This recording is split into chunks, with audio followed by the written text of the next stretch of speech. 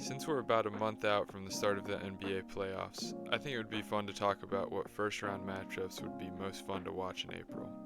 Starting off with the East, I have the Cavs and Magic as the 1-8 tilt. In a rematch of last year's first round matchup, this series would be fun to see how much the two teams have developed over the past year. We know the Cavs are contenders, but will the offense look as good as it has in the regular season now against the number one defense in the NBA in Orlando? Especially Evan Mobley, as he's taken huge strides this year in his offensive game, most specifically his ability to create his own shot. Also, who will be the odd man out in the playoff rotation, since the Cavs go 10 deep almost every game? Who will be cut out of the rotation once the rotation shrinks for the postseason? And for the Magic, how will the offense look in the playoffs now that Franz Wagner has made huge strides since last year? And assuming Jalen Suggs will be able to come back for the playoffs, how will his opportunities look after showing he's capable of creating his own shots and playmaking a bit earlier in the season? As the 2-8 matchup, I have the Heat and Celtics. Another rematch of a first round series from last year, the Heat and Celtics rivalry would be fun to watch play out again. For the Celtics, it would be a good experience to face off against a good defensive team with the best coach in the game, who will push every button and pull every lever schematically to try to slow down the Celtics. I'm also very intrigued to see if Peyton Pritchard can keep up his 6th Man of the Year level play in the postseason as well, and this top 10 Heat defense would give him a good challenge to start the playoffs. If he's able to handle the Heat, it would be a good sign for the rest of the playoffs. And for the Heat, it would be very interesting to see how Tyler Hero fares in his first series as a first option against a great defense, as well as seeing how their rookie center and most likely center of their future, Kel'el Ware, fends for himself against an elite team. And my 3 versus 6 seed in the East is the Knicks versus the Bucks. A matchup between these two teams would give us some really fun star matchups in Giannis versus Cat and Lillard versus Brunson. This series could have the most star power out of any first round matchup across the league, and the fact that their positions match up pretty closely will make it even more fun.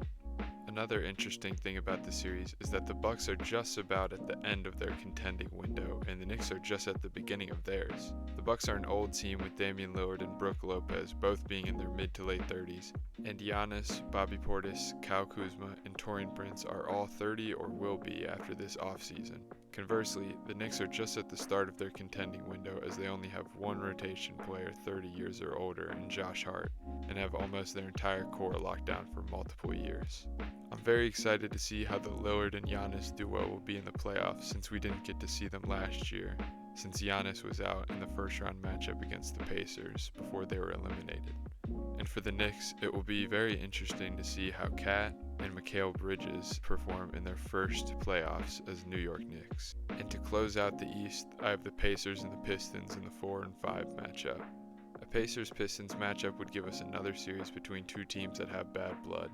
These teams showed several times over the season that they have no love for each other, as Isaiah Stewart and Miles Turner have had some beef this year, and Tyrese Halliburton and Malik Beasley have also had their disagreements, along with what Tim Hardaway Sr. has said about Tyrese Halliburton as well.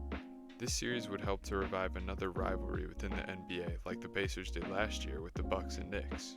This would probably be the best possible matchup for each team, as neither one of these teams would want to face up against Milwaukee or New York in the first round.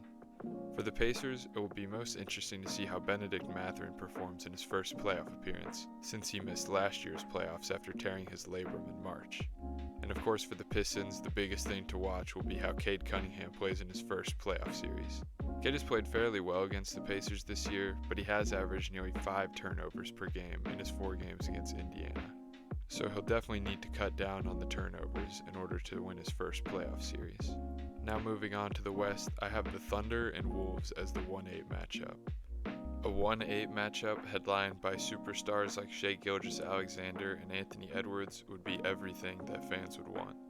It would also be a great test for said superstars, since they would each be facing an elite defense that would challenge them to up their games.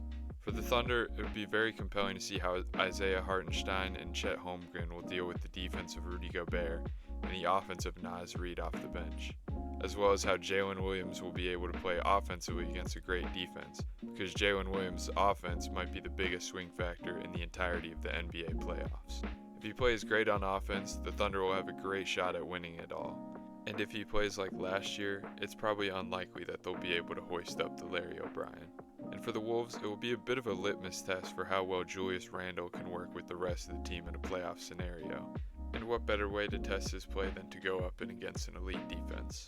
This could be an extremely important series for deciding the future of the Wolves franchise. And if Julius Randle were to have a stinker series like we've seen from him so many times in the past, it's going to be a very bad look for the Wolves with how well the Karl Anthony Towns trade has looked for the Knicks so far this season. And for the 2-7 matchup in the West, I have the Lakers versus the Clippers. Originally this was going to be the Lakers versus Mavericks, but after the Kyrie ACL injury and AD most likely shutting it down for the season, I decided that the Clippers would be the next best option for a matchup entertainment value. It would finally give us the Battle of LA playoff series that the NBA world had so desperately wanted. And while it's not the same with the Clippers not really being contenders, it could still be a very fun series. One last LeBron vs. Kawhi matchup would be awesome to see, as LeBron is still playing at a top 5 level, and Kawhi seems to be slowly but surely getting back to himself.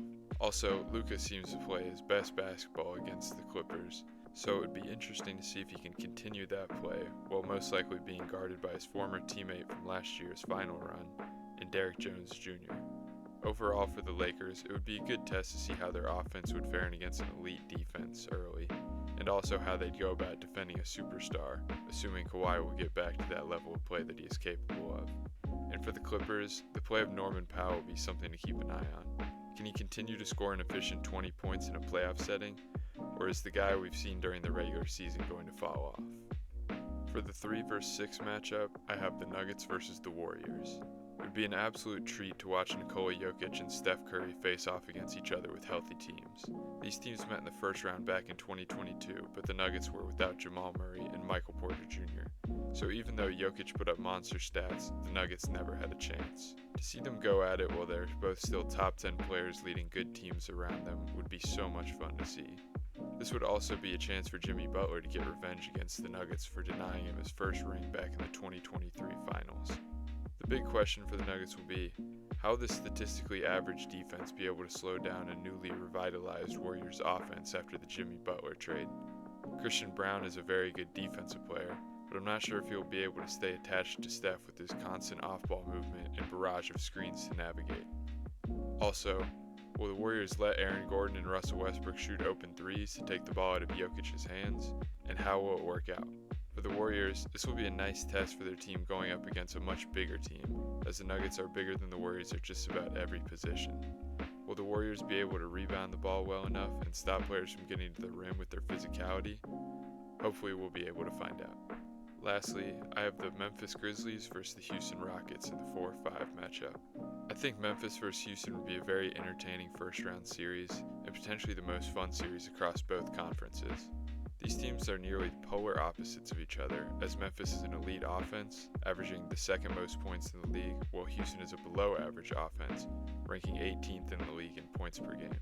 On the other hand, Houston has a fantastic defense, ranking 6th best in the NBA in points allowed per game, and Memphis lacks on defense as they are 6th worst in the NBA in points allowed per game. It will be fascinating to see which team will be able to bend the game more towards their play style and see how the other reacts to it. For Houston, the biggest question for their playoff run will be, how good can the half-court offense be? And if it isn't good enough, will they be able to grab enough offensive rebounds to get those extra shots that they have relied on so much during the regular season? Houston is the best rebounding team in the NBA, but Memphis is a close second, so it'll be a real test for them. For Memphis, it will be interesting to see how Jaren Jackson Jr. plays, as it seems like he might be ascending to be the Grizzlies' first option on offense. And how will he be able to hold up against an elite defense, and a pretty decent defender to match up against him in Jabari Smith Jr.? But I think the biggest question is, will Ja Morant be able to get back to his old self, and will he be able to play to what we know he's capable of against a team stacked with quality defenders? I hope we're able to find out.